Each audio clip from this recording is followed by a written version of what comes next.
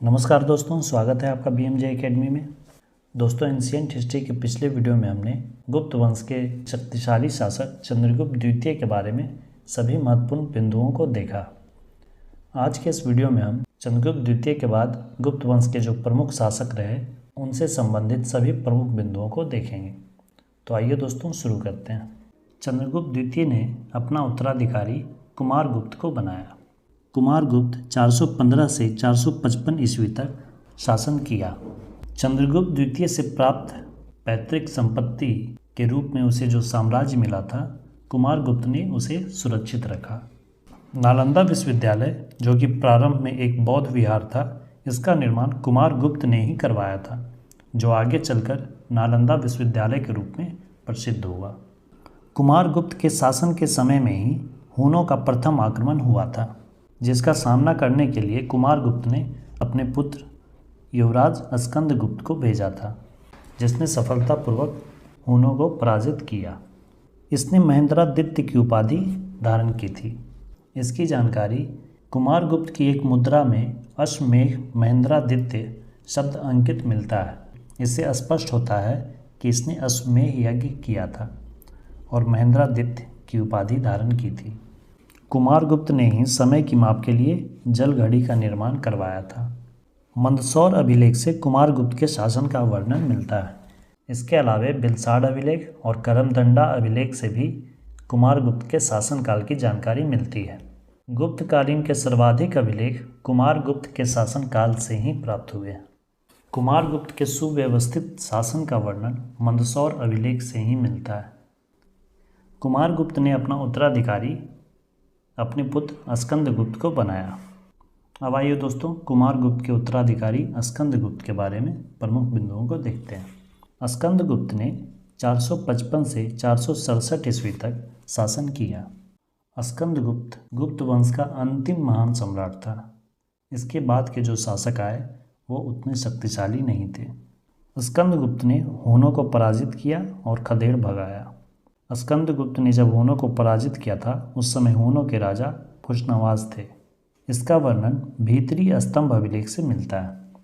जूनागढ़ अभिलेख से भी स्कंदगुप्त के विजय का वर्णन मिलता है। जूनागढ़ अभिलेख में ही हूनों को मलेच्छ कहा गया है। स्कंदगुप्त ने हूनों को पराजित करने के उपलक्ष्य में विक्रमादित्य की उपाधि धारण की थी। स्कंदगुप्त ने गिरनार पर्वत पर स्थित सुदर्शन झील का पुनरुद्धार करवाया था। इसकी जानकारी स्कंदगुप्त के जूनागढ़ अभिलेख से मिलती है। कौम स्तंभ अभिलेख से स्कंदगुप्त के शासन व्यवस्था की जानकारी मिलती है।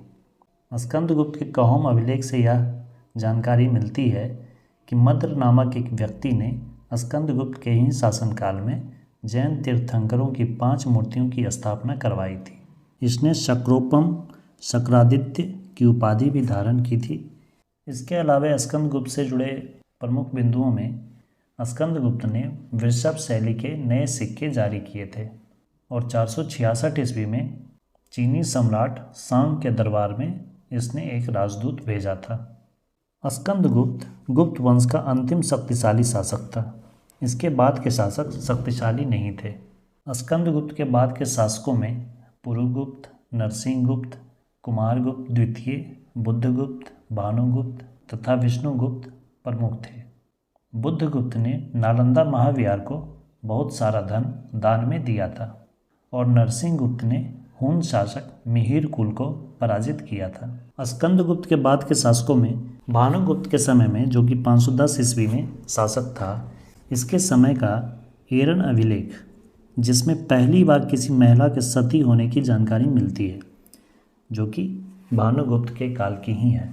भानुगुप्त से जुड़ा एक और प्रमुख बिंदु है कि ऐसा माना जाता है कि इसने हूनों को पूर्ण रूप से सर्वनाश कर दिया था, लेकिन इस कथन पे मतभेद है। ऐसा किसी अभिलेख से जानकारी नहीं मिली है।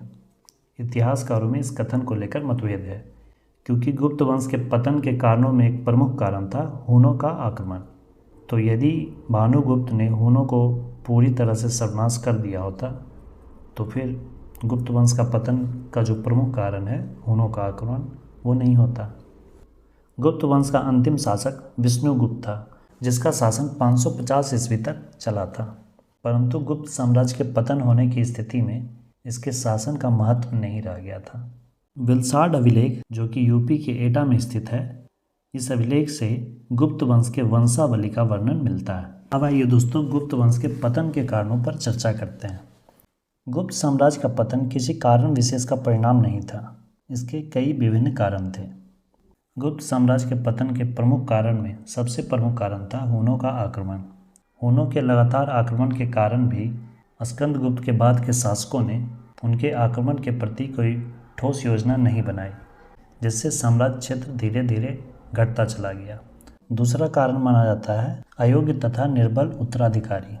स्कंदगुप्त के बाद जो भी शासक आए वो अयोग्य तथा दुर्बल शासक थे।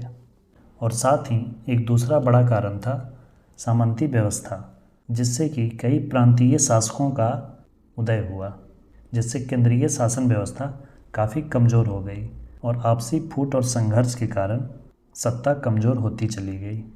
प्रांतीय क्षेत्रों में प्रशासन की सामंती व्यवस्था साम्राज्य की स्थिरता के लिए काफ़ी नुकसानदेह साबित हुई। जब तक केंद्रीय शासक शक्तिशाली थे तब तक प्रांतों के शासक उनके अधीन थे, परंतु जैसे ही केंद्रीय शक्ति निर्बल हुई, प्रांतीय शासक अपने आप को स्वतंत्र घोषित करते गए, जिसके फलस्वरूप गुप्त साम्राज्य का पतन होता चला गया। गुप्त साम्राज्य के पतन से संबंधित एक प्रमुख कथन है कि नगरों का क्रमिक पतन का शुरुआत गुप्त काल के पतन से ही प्रारंभ हुआ। इसके अलावा एक कारण और माना जाता है उत्तरवर्ती शासकों ने बौद्ध धर्म को अपनाया, जिसके कारण उन्होंने अहिंसा की नीति अपनाई, जिसके कारण साम्राज्य की सैन्य शक्ति काफ़ी कमज़ोर हो गई, जिसका परिणाम साम्राज्य के पतन के रूप में सामने आया। दोस्तों, ये थे गुप्त वंश के प्रवर्ती शासक और गुप्त साम्राज्य के पतन के प्रमुख कारण। मुझे उम्मीद है कि यह वीडियो आपके लिए हेल्पफुल हो।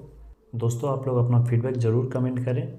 गुप्त साम्राज्य के अगले वीडियो में हम गुप्तकालीन प्रशासन, गुप्तकालीन समाज तथा गुप्तकालीन अर्थव्यवस्था के बारे में पढ़ेंगे। दोस्तों, वीडियो कैसी लगी अपना फीडबैक ज़रूर कमेंट करें। वीडियो को अंत तक देखने के लिए धन्यवाद दोस्तों।